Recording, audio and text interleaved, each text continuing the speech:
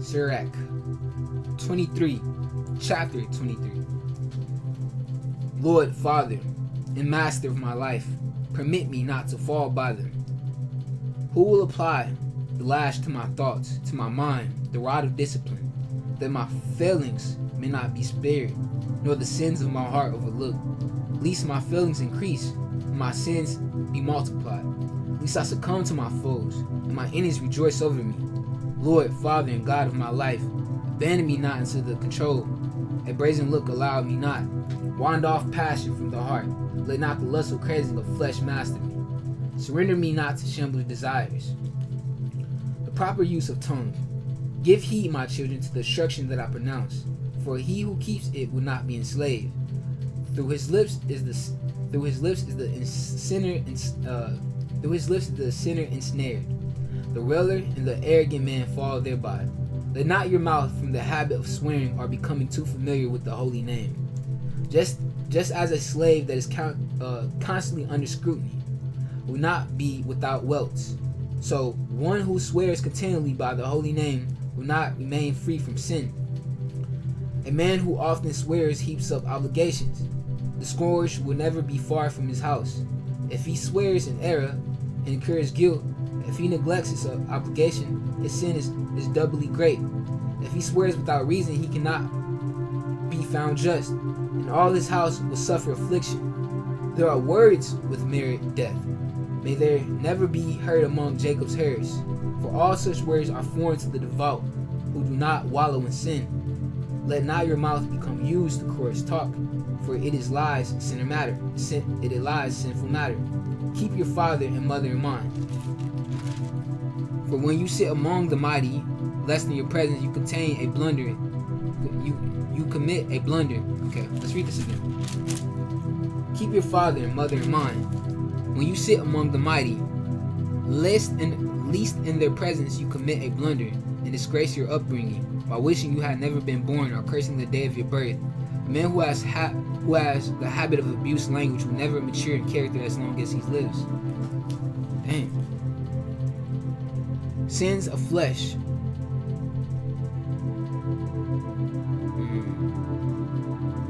Sins of flesh. Two types of men multiply sins. Two types of men multiply sins. A thought draws down wrath. For burning passion is a blazing fire, not to be quenched till it burns itself out. A man given to sins of flesh who never stops until the fire breaks forth. The rake to whom all bread is sweet, and who is never thorough till he dies. The man who dishonors his marriage bed and says to himself, who can see? Darkness surrounds me, walls hide me, no one see me. Why should I fear to sin? Of the Most High, he is not mindful, fearing only the eyes of men. He does not understand that the eyes of the Lord, 10,000s of brighter than the sun, observe every step a man takes, and peer to hidden corners. He who knows all things before they exist still knows them all after they are made. Such a man will be punished in the streets of the city. When he least expects it, he will be apprehended.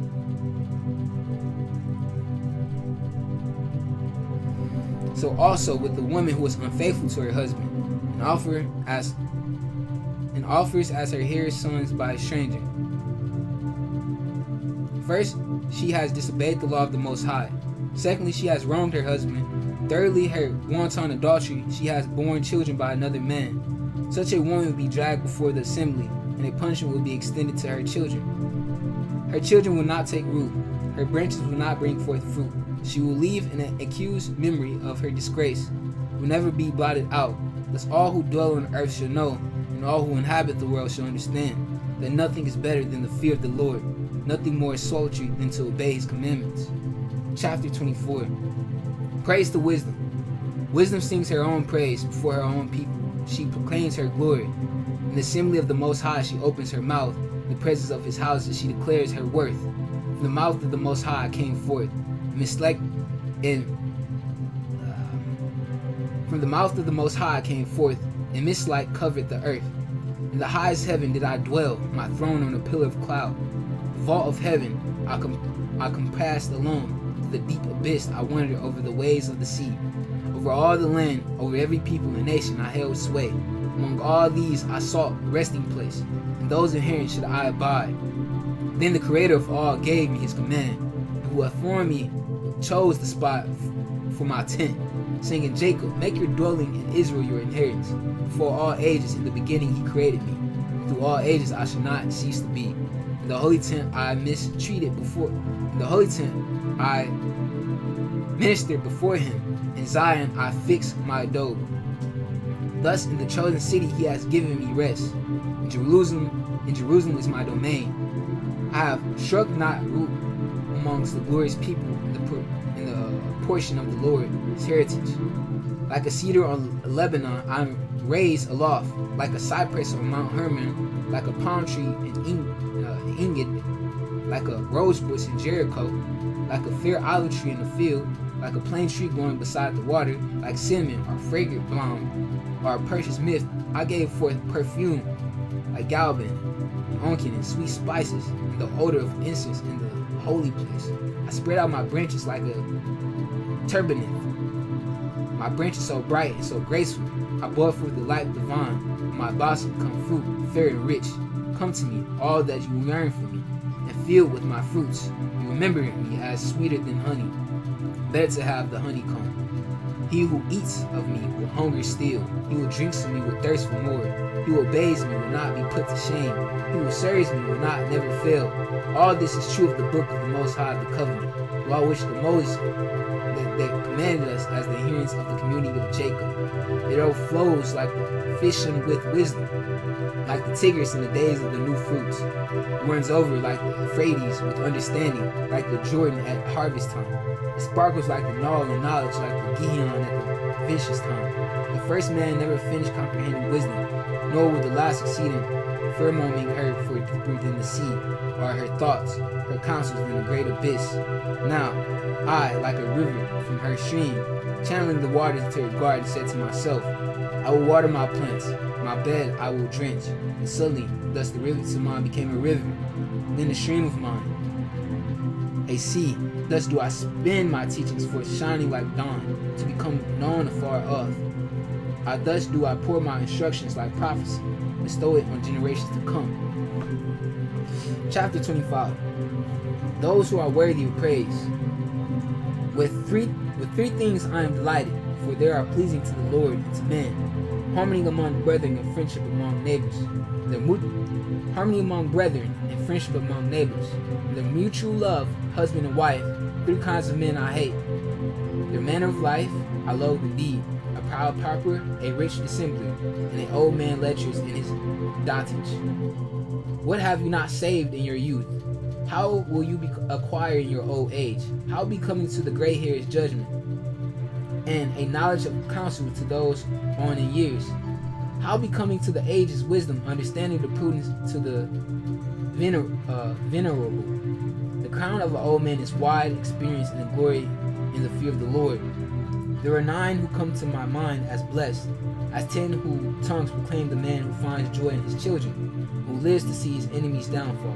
Happy is he who dwells in a sensible wife, and who plows not like a donkey, young with the axe. Happy is he who sins not his tongue, and who serves not his inferior. Happy is he who finds a friend, and he who speaks to attentive ears. He who finds wisdom and is great indeed, not greater than he who fears the Lord. Fear of the Lord surpasses all else. Its possessor is beyond compare. Wicked and a virtuous woman. Worst of all wounds is that of the heart. Worst of evil is that of a woman. Worst of suffering is that of one's foes. Worst of all vengeance is one of enemies. No poison worse than that of a serpent. No venom greater than that of a woman. With a dragon or a lion I would rather dwell than live within an evil woman. Wickedness changes a woman's looks and makes her sullen as a female bear. When her husband sits among his neighbors, a bitter sigh escapes him unawares. Then is scarce an evil like that in a woman. There is scarce any evil like that in a woman. May she fall to the lot like of the simmer, like a sandy hill to aged feet, Israeli wife to a quiet man. Stumble not through woman's beauty, nor be greedy for her wealth. That man is a slave in disgrace and shame. When a wife supports her husband, distressed minds and saddened face, broken heart from an evil's wife, feeble hands, and quacking knees, from a wife who brings no happiness to her husband. In woman's was sin beginning of her, we all die. Loud water no outlet, and be not indulgent to an enemy. Be not indulgent to an erring wife. If she walks not by your side, cut her away from you. Chapter 26. Happy the husband of a good wife. Twice lengthened are his days. A worthy wife brings joy to her husband. Peaceful and full is his life. A good wife is generous gift bestowed upon him who fears the Lord. Be he rich or poor, his heart is content. A smile is ever on his face. There are things at which my heart quakes, a fourth before which I qual. Forced changes in public trial before all these people. Lying testimony are harder to bear than death. A jealous wife is a heartache, and a mourning and a sombering tongue like other three. A bad wife is like a chafing yoke. He who marries her seizes a scorpion. A drunken wife arouses great anger, for she does not hide her shame, but her eyelids are haughty stare. A chastised wife can be recognized. Can't keep a strict watch over an unruly wife, lest finding opportunity she make use of it. Falling close if her eyes are bold, and be not surprised if she betrays you. As if thirsty traveler with eager mouth drinks from any water that he finds, so she settles down before every tent, peg and opens her quiver for every arrow.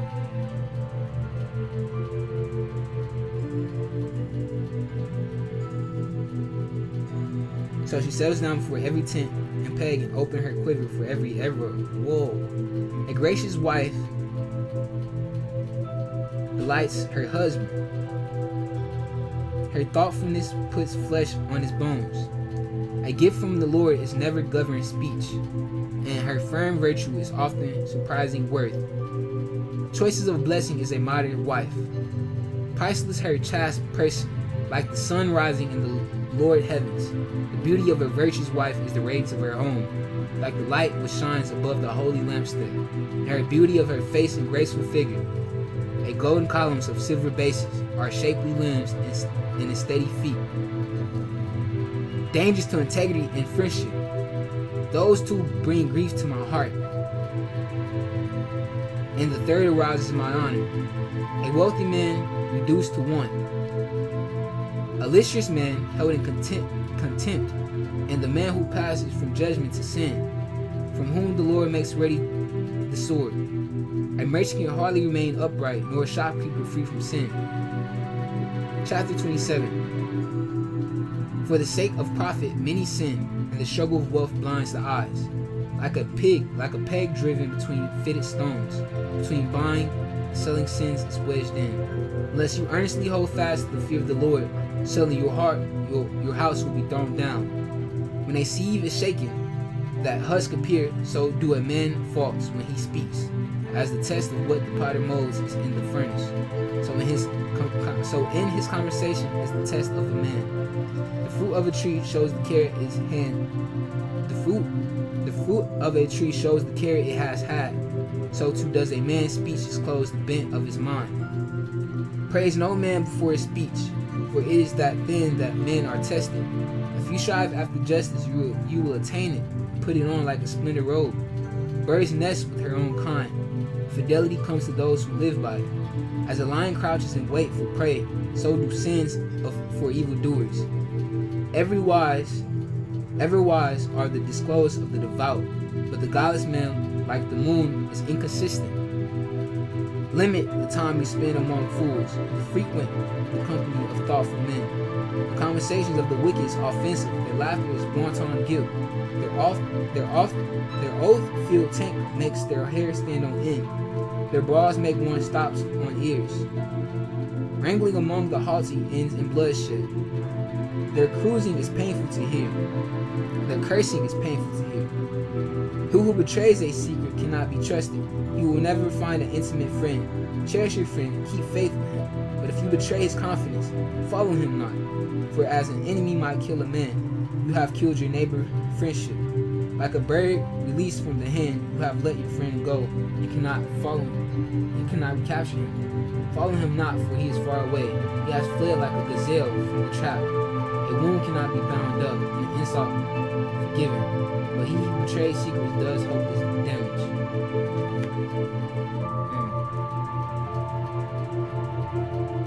Malice, anger, and vengeance.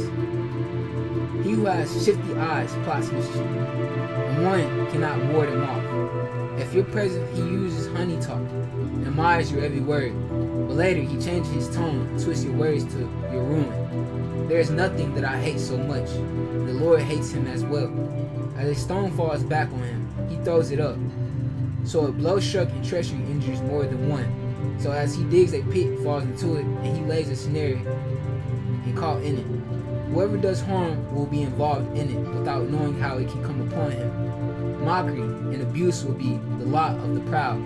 Vengeance lies in wait for them like a lion. The trap seizes those who rejoice in pitfalls, and pain will consume them before they die. Wrath and anger and hateful things, yet the sinner hugs them tight. Chapter 28. The vengeance will suffer. The vengeance will suffer the Lord's vengeance. The vengeful will suffer the Lord's vengeance, for he remembers their sins is detailed. Forgive your neighbor injustice. Then you will pay. Then you pray. Your own sins will be forgiven. Should a man nourish anger against his fellows and expect hearing from the Lord? Should a man refuse mercy to his fellows, yet seek pardon from his own sins? If he who is but flesh cherish wrath, who will forgive his sins, remember your last days, set mute your side, remember death and decay, and cease from sin. Think of commandments, hate not your neighbor, of the Most High covenant, and overlook faults. Avoid strife, and your sins will be fewer. For a quarrelsome man kindles dispute. Commits the sin of disrupting friendship and sows discord amongst those at peace. The more wood, the greater the fire. The more underlying it, the fiercer the fight. The greater a man's strength, the sterner his anger. The greater his power, the greater his wrath. Pitch and resin make fire. Pitch and resin make fires flare up, and instant quarrels provoke bloodshed. The evil tongue. If you blow upon a spark, it quickens into flame. If you spit on it, it dies out. Yet both you do with your mouth. Cursed be gossip and the double tongue, for they destroy the peace of many. A meddlesome tongue subverts many and makes them refuse among the people. It destroys wallow cities. Okay, wait a minute. A meddlesome tongue subverts many and makes them refugees among the people. It destroys wallow cities and overthrows powerful dynasties. A meddlesome tongue can drive out virtuous women from their homes and rob them of the fruit of their toil. Whoever heeds it has no rest, nor can be dwell in peace. A blow from a whip raises a woe, but a blow from the tongue smashes bones. Many have been by the edge of the sword, but not as many as by the tongue. Happy be who is sheltered from it, and who has not endured his wrath, who has not borne its yoke, nor been feathered with its chains. For his yoke is a yoke of iron, and his chains are chains of bronze. Dire is the death it inflicts, besides which neither world is a gain. It will not take hold amongst the just, nor scorch them in its flames. But those who forsake the Lord will fall victim to it, as it burns amongst the unquenchable. It will hurt itself against them like an iron, like a panther. It will tear them to pieces as you hedge around your vineyard with thorns. Set barred doors over your mouth, as you seal up your silver and gold, so balance away your words. Take care not to slip by your tongue and fall victim to your foe waiting in ambush. Chapter 29. Loans, alms, and surety. Chapter 29. Loans, alms, and surety. He does a kindness who lends to his neighbor. He fulfills the precepts of who holds out a helping hand. Lend to your neighbor in his hour of need, and pay back your neighbor when a loan falls due. Keep your promise. Be honest with him, and you will always come by what you need. Many, a man who asks for a loan adds to the burdens of those who help him. When he borrows his kisses the lender hand, he speaks with respect and his creator wealth. But when payments due, he disappoints him. He says he is helpless to meet the claim. If the lender is able to receive barely half, he considers this an achievement.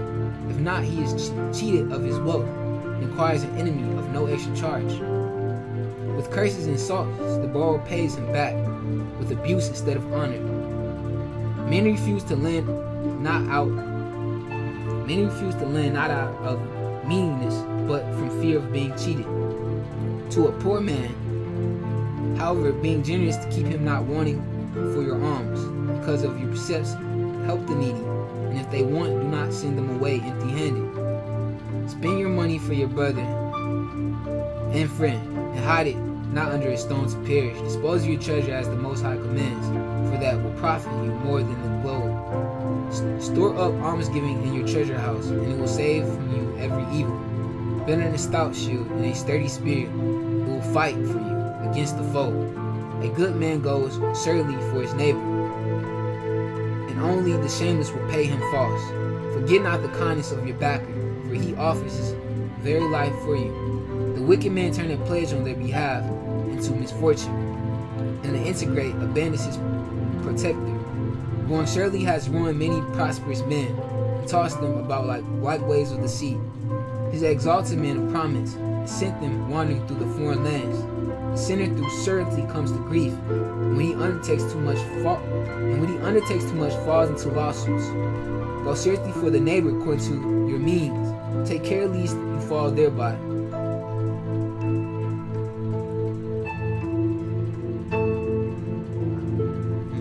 Frugality and its rewards. Life prime needs a water, bread and clothing, a house too, for decent privacy. Better a poor man fare under the shadows of one's own roof than sumptuous banquets among strangers. Be it little or much, be confident with what you have, and pay no heed to him who would disparage your home. A miserable life it is to go from house to house, for as a guest you dare not open your mouth. The visitor has no thanks for filling the cups. Beside you will hear these bitter words: "Come here, stranger. Set the table. Give me to eat the food you have. Away, stranger, for one more worthy. For my brother visit, I need the room." Painful things to a sensitive man are abuse at home and insults from his creditors. Let's read this over. I ain't gonna cap. I'm lost right now with y'all. But I understand feeling it. I just need to fill it out. Because right now I'm pricing out these chapters to have some context, to have some content. But one thing that's really striking me right now is it's better to just be homeless under your own shadow than to be under strangers who are sumptuous. Yeah, and that's weird. Sumptuous. What does that mean? What does sumptuous mean? So that's the deepest of it.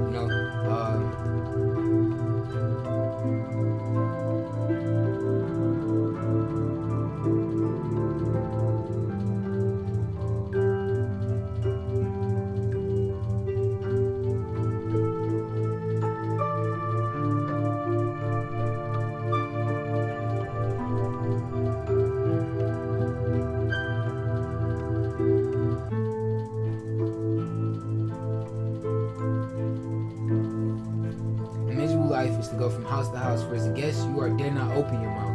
The visitor has no thanks for filling the cups. Besides, you will hear these bitter words: "Come here, stranger. Set the table. Give me to eat the food you have. Away, stranger, for one more worthy, for my brother visits. I need the room." Painful things to a sensitive man are abuse at home and insults from his creditors. So basically, it's talking about you're gonna if you're going from house to house, you're gonna receive abuse. You're gonna receive abuse. And it's better, yeah, bro. It's just better to be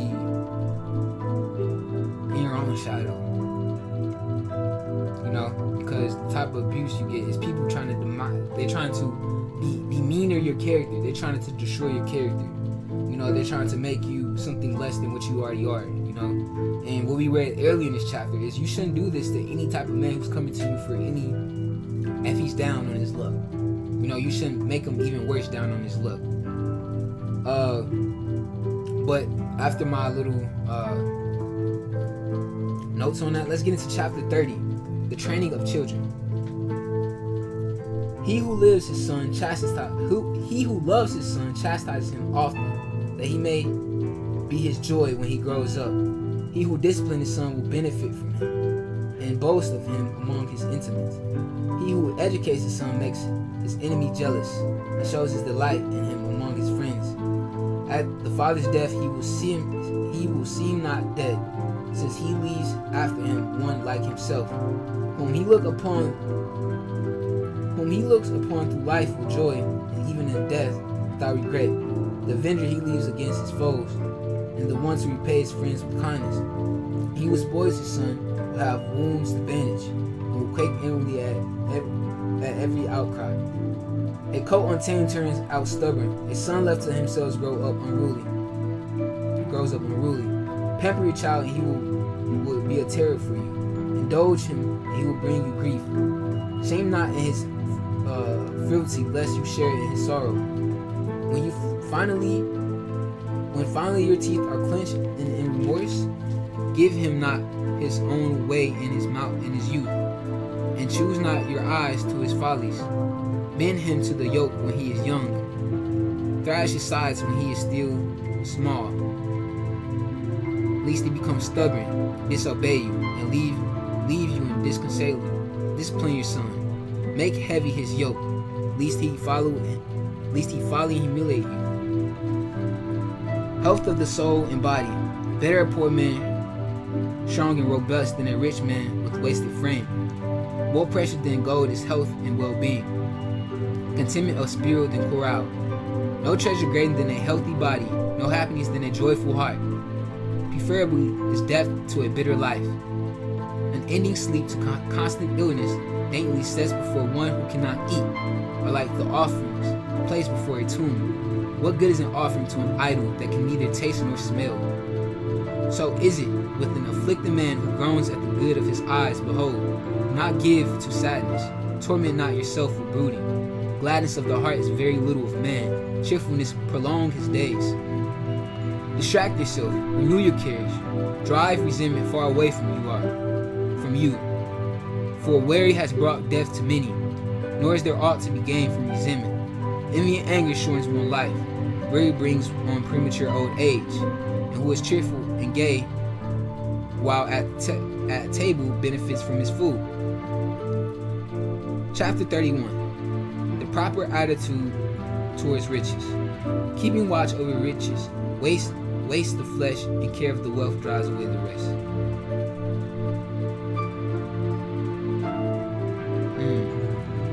Let's read that again. Keeping watch over the riches wastes the flesh, and care of the wealth drives away the rest. Discerning for one's livelihood banishes the slumber. More than a serious illness, it disrupts repose. The rich man labors to pile up wealth, and only rest is wanton pleasure. The poor man toils for a meager substance, and even if he rests, he finds himself in want. The lover of gold will not be free from sins, for he who pursues wealth is led astray by it. Many have been ensnared by gold. Destruction lay before their eyes. It is a stumbling block to those who are avid for it, a snare for every fool. Happy the rich man found without fault, who turns not aside after gain. Who is he, that we may praise him? He of all kindred has done wonders, for he has been tested by gold and come off safe, and thus remains his glory. He could have sinned but did not, could have done evil but would not. So his possessions are secure, and assembly crowns his praise. Table etiquette. If you are dining with a great man, bring not greedy gullet to this table, nor cry out, how much food is there? How much food is there here? Remember that gluttony is evil. No creature is greedier than the eye. Therefore it weeps for a cause toward what the eyes do not put out a hand, nor reach when he does not for the same dish.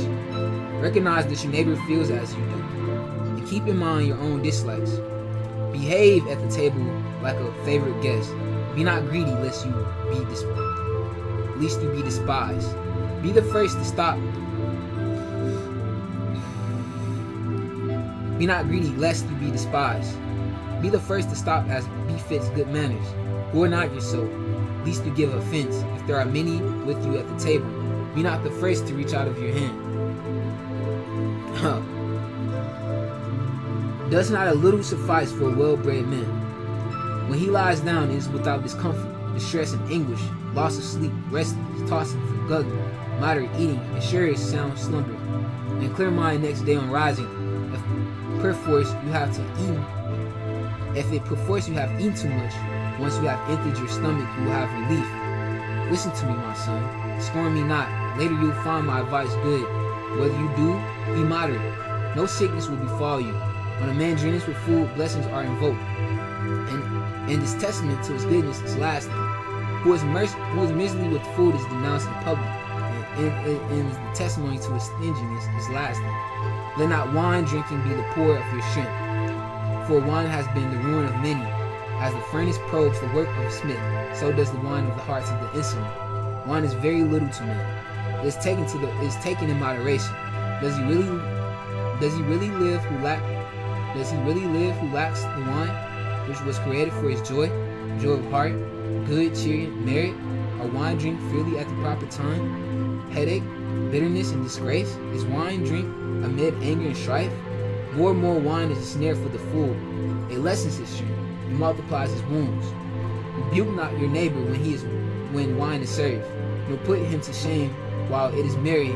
Use no harsh words with him, and does not distress him, not in the presence of others. Chapter 32.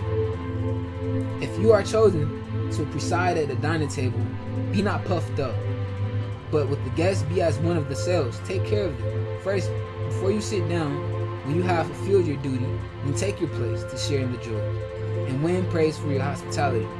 Being ordered, you may talk that this is only your right, but temper your wisdom not to disturb the singing. And when wine is presented, do not pour out discourse, and flaunt not your wisdom at the wrong time. Like a seal of cornelian is a setting of gold, is a court when wine is served. Like a gold mounting on an emerald seal is a string of music with delicious wine. Young man, speak only when necessary, when they have asked you more than once, but brief, but say much in those few words. Be like the wise man.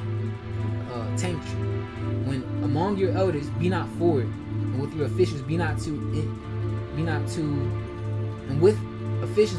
insistent. Like the lightning that flashes before a storm, it is the esteem that shines of modesty. Like the lightning flashing before a storm, it's the esteem that shines on modesty. When it's time to leave, tarry not, be off for home. Then take your ease, and you'll enjoy doing as you wish. But as without sin or words of pride, above all, give praise to your Creator, who showers his favors upon you. The providence of God. He would find God must accept discipline. He who seeks him obtains his request. He who studies the law masters it. But the hypocrite finds it a trap. His judgment is sound. Who fears the Lord, out of obscurity he draws forth a clear plan. The sinner turns aside reproof, discomforts the law to suit the purpose. The thoughtful man will not neglect direction. The proud and insolent man is deterred by nothing. Do nothing without counsel, and then you need to have no regrets. Go not on a way that is set with snares, Go not on a way that is set with snares, and not let the same thing trip you up twice. Be not too sure even of smooth roads. Be careful on all your paths. Whatever you do, be on guard, for it is the way that you will keep your commandments. Who keeps the law preserves himself, and who will trust in the Lord shall not be put to shame. No evil can harm the man who fears the Lord through the trials Chapter 33. No evil can harm the man who fears the Lord, Through his trials again and again he is safe. He who hates the law is without wisdom, and is tossed about like a boat in a storm. The prudent man trusts his word of the Lord, and the law is dependable for him as a divine oracle. Prepare your words, and you will be listened to. Draw upon your training, and then give your answer. Like the wheel of a cart, it is the mind of a fool. His thought revolves in circles.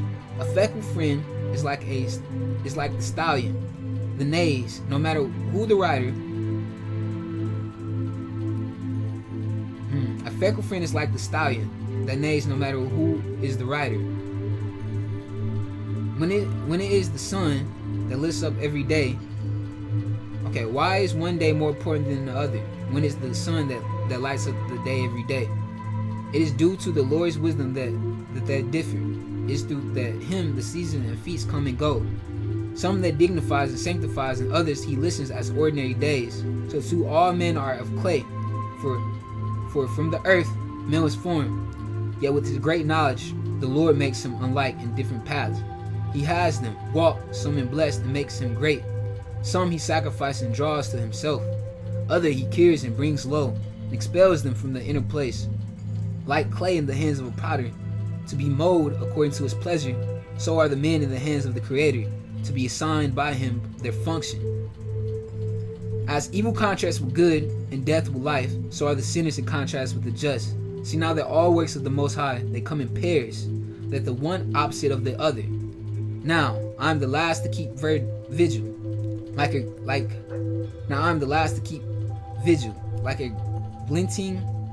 glinter after the vintage. Since by the Lord blessing I have made progress, till like a vinegar I have filled my wine press.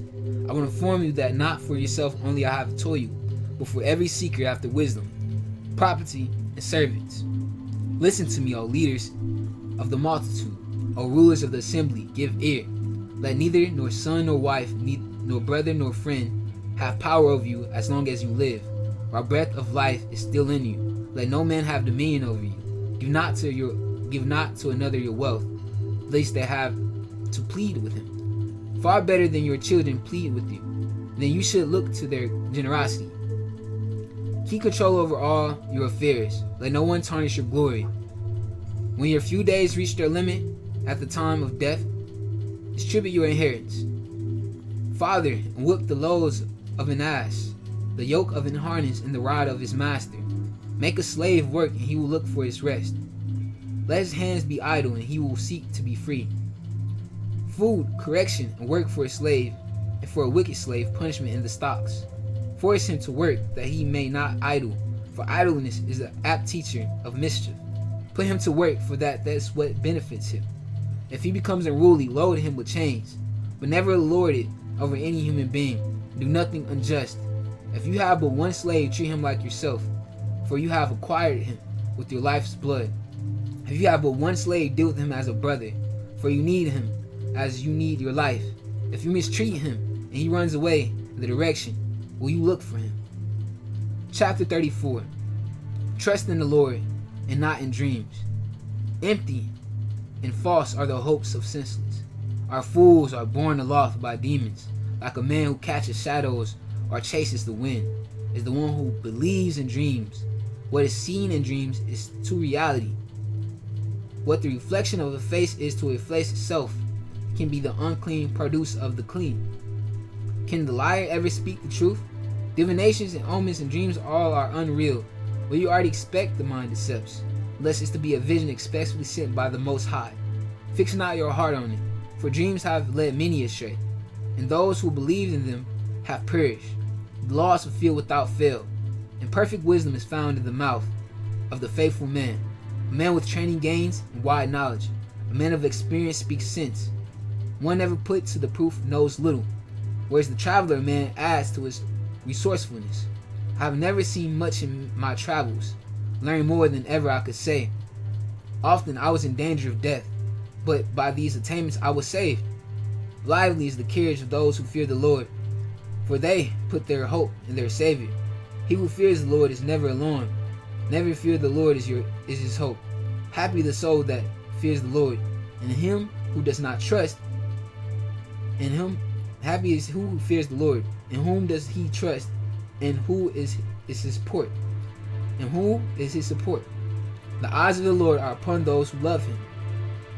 He is their mighty shield among strong support, a shelter from the heart, a shade from noonday, Sunday, a guard against stumbling, a heap against falling. He boils up the spirits, bring a sparkle to the eyes, give health and life and blessings. True worship of God. Tainted his gifts who offers and sacrifice ill-gotten goods. Mocks presents from the lawless, win not God's favor. Tainted his gifts who offers and sacrifice is ill-gotten goods. Mock presents from the lawless, win not God's favor. The Most High approves not the gifts of the godless, nor for their many sacrifices does he forgive their sins. Like the many who slays a son in his father's presence, is he who offers a sacrifice from possession of the poor. The bread of charity is the life itself for the needy. Who is withhold is the man of blood. He who slays his neighbor is deprived him of his living. He who sheds blood, who denies the laborer his wages. One man builds up, another one tears down. What do they gain but trouble? If one man prays and another's curses, who voice with the Lord hear?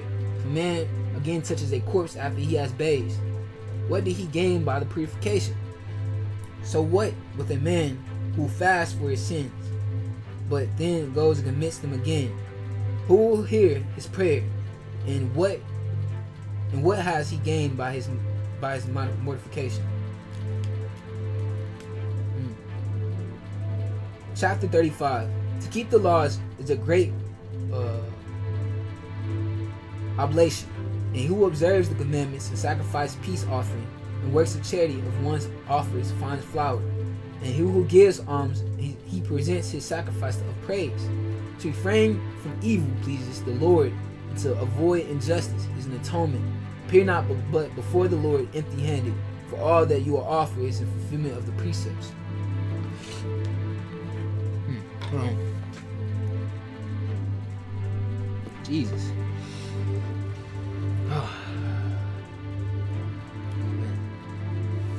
Got a lot to work out, man. Got a lot to work out. So, okay, let's go back. Chapter 35. To keep the law is a great oblation, and he who observes the commandments sacrifices a peace offering, and works of charity when offers fine flour, and when he gives alms he presents his sacrifice to praise. To refrain from evil pleases the Lord, and to avoid injustice in atonement. Appear not before the Lord empty-handed, for all that you offer is fulfillment of the precepts. That just a man's offering enriches the altar and rises as a sweet odor but before the Most High. The just man's sacrifice is the most pleasing, nor will it ever be forgotten. And generous spirit pay homage to the Lord, but not spring of free will gifts which each contributor shows a cheerful countenance. And pay your tithes in a spirit of joy. Give to the Most High as he has given to you, generously, according to your means, for the Lord is the one who always repays and who gives back to you sevenfold. But offer no bribes. Then these he does not accept. Trust not sacrifices of the fruits of exaltation, for he is a God of justice. Who knows of favorites, though not unduly partially towards the weak? He is not deaf to the wail of the orphan, nor to the widow when she purrs out her complaint. Do not tear the stream down her creek. Cry against him that causes them to fall. Do not the tears the stream down her creek. Cry out against him that causes them to fall. He who serves God willingly is heard. Who petition reaches the heavens. The prayer of the lowly priestess in the clouds, it does not resist till it reaches its goal, nor will it withdraw till the Most High responds. Judge justify and affirms the right. God indeed will not delay, and like a warrior will not be still, till he breaks the backs of the merciless, and wreaks vengeance upon the proud, till he destroys the haughty rude, and branches to smash the spectre of the wicked, till he requites mankind according to his deeds, and repays men according to their thoughts, till he defends the cause of his people, and glads them by his mercy. Welcome is his mercy in times of distress, as rain clouds in time of drought. Chapter 36. A prayer of God's people. Come to our aid, O God. of the universe and put all the nations in dread of you. Raise your head against the heathen, that they may realize your power, as you have used to show them your holiness. So now use them to show us in your glory. Thus they will know, as we know, that there is no God but you. Give new signs and work new wonders. Show from the splendor of your right hand and arm. Rouse your anger, pour out wrath. Humble the enemy, scatter the foe. Hasten the day and bring on the time. Crash the heads of the hostile rulers. Let the raging fire consume the fugitive, and your people oppressors meet destruction. Gather all the tribes of Jacob, that they may inherit the land as the old. Show mercy of the people called by your name. Israel, whom you name your firstborn, take pity on your holy city. Jerusalem, your dwelling place. Fill Zion with majesty, your temple with glory. Give evidence of deeds of old. Fulfill the prophecy spoken in your name. Reward those who have hope in you, and let your prophets be proved true. Hear the prayer of your servants, for you are ever gracious to your people. Thus it will be known to every ends of city. Thus it will be known to very ends of the earth that you are the eternal God. Choices of associates. The throat can swallow any food, yet some foods are more agreeable than others. As the plate tests meat by its savor, so does a keen mind insecure words. A deceitful character causes grief, but experienced man can turn the tables on him. Though any man may be acceptable as a husband, yet one girl will be more suitable than another. A woman's beauty make her husband's face light up, for it surpasses all else that charms the eye. And if besides her speech is kindly, is lot is beyond that of a moral man. A wife is her husband's richest treasure, a helpmate, a studying column, a vineyard with no hedge, will be no overrun. A man with no wife becomes a homeless wonder, who will trust an armed band that shouts from city to city, or a man who has no rest, but lies where night overtakes him. Chapter 37. Every friend declares his friendship, but there are friends who are friends in name only. It is not sorrow unto death when your bosom companion becomes your enemy. When your bosom companion becomes your enemy. It is not sorrow unto death when your bosom companion becomes your enemy. Alas, my companion, why were you created? To the blanket of the earth with deceit. As a false friend will share your joys, but in time of trouble he stands afar off. A true friend will fight with you against the foe. Against your enemies he will be your shield bearer. Forget not your comrade during the battle, and neglect him not when you distribute your spoils. Every counselor points out a way, but some counsel ways of their own. Be on the alert when profile his advice and find out first of all what he wants, for he may be thinking of himself alone. Why should the prophet fall to him? He may tell you how good your ways will be, and then stand by you to watch your misfortune. Seek no advice from one who regards you with the hostility. From those who envy you, keep your intentions hidden. Speak not to a woman about her rival, nor to a coward about war. To a merchant about business, to a buyer about value, to a miser about generosity, to a cruel man about mercy, to a lazy man about work, to a seasoned laborer about harvest, to an idle slave about great tasks. Pay no attention to advice they give. Instead, associate with a religious man who you are sure keep the commandments, who is like-minded with yourself, who will feel for you if you fall. Then to heed your own heart counsel. For what have you that you can depend on more? A man's conscience can tell him his situation better than 7 watchmen in a lofty tower. A most important of all, pray to God to set your feet in the path of truth. Wisdom and temperance. A word is the source of every deed, a thought of every act. The root of all conduct is the mind, for branches it shoots forth, good and evil, death and life. The absolute mistress is in the tongue. The absolute mistress is the tongue. A man may be wise and benefit many, yet be of no use to himself. Though a man may be wise if his words are rejected, he will be deprived of all enjoyment when a man is wise to his own advantage. The fruit of his knowledge are seen in his own person. When a man is wise of his people, avenged, the fruits of his knowledge are enduring. Limited are the days of one man's life, but the life of Israel is days without number. One wise man for himself has full enjoyment, and all who see him praise him. One wise for his people wins a heritage of glory, and his name endure forever. My son, while you are well, govern your appetite, so that you will allow it not what is bad for you. For not every food is good for everyone, nor is everything suited to everyone's taste. Be not drawn after every enjoyment, neither become a glutton for choice foods. For sickness comes with overeating, and gluttony brings upon biliousness. Through lack of self-control, many have died, but the abstinence man prolongs his life. Chapter 38: Sickness and Death. Hold the physician in honor, for he is essential to you. In God he was who established his profession. God in the doctor has his wisdom, and the king provides for his sustenance. His knowledge makes the doctor distinguished and gives him access to those in authority.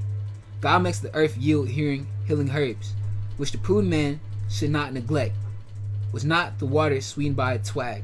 The man might learn his power, his endure might with the knowledge to glory in his mighty works, through which the doctor eases pain, and through the drugs prepare his medicines. Thus God created work continues without cease. It is efficiency on the surface of the earth. My son, when you are ill, delay not, but pray to God, who will heal you. Flee wickedness. Let your hands be just. Cleanse your heart of every sin. Offer your sweet-smelling oblation and petition, a rich offering according to your means. Then give the doctor his place, lest he leaves you, for if you need him too. There are times that give him an advantage, and he too researches God, that his diagnosis may be correct, and his treatment bring about a cure. He who is a sinner towards a maker will be defiant towards the doctor. My son, shed tears for those who is dead, with wailing and bitter lament, and his who is only poor and prepare the body, asks not for his burial, weeping bitterly, mourning cruelly. Pay your tribute of sorrow as he deserves. 1 or 2 days to prevent gossip, then compose yourself after your grief. For grief can bring on extremely, and a heartache destroys one's health. Turn not your thoughts to him again. Cease to recall him. Think rather of the end. Call him not, for there is no hope for return. It will not help him, but will do you harm. Remember that his fate will also be yours. For him it was yesterday, for you today. With the departed dead, let memory fade. Rally your courage once your soul has left. Rally your courage once your soul has left. That's interesting. Vocations of the craftsman and the scribe. The scribe profession increases his wisdom. Whoever is free from the toil can become a wise man. Whoever can become learned who guides the plow. Whoever throws in wooding the god like a lance. Who guides the ox and urges of the bullock? Whose every concern is for cattle, his care is for plowing furrows.